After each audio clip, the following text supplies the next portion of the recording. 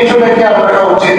অর্থাৎ মানুষের সাথে ভালো আচরণ, কোনোভাবে মানুষের সাথে এমন কোনো আচরণ না করা যে আচরণের মাধ্যমে মানুষ কষ্ট পেতে পারে। আল্লাহ তাআলা আমাদের সবাইকে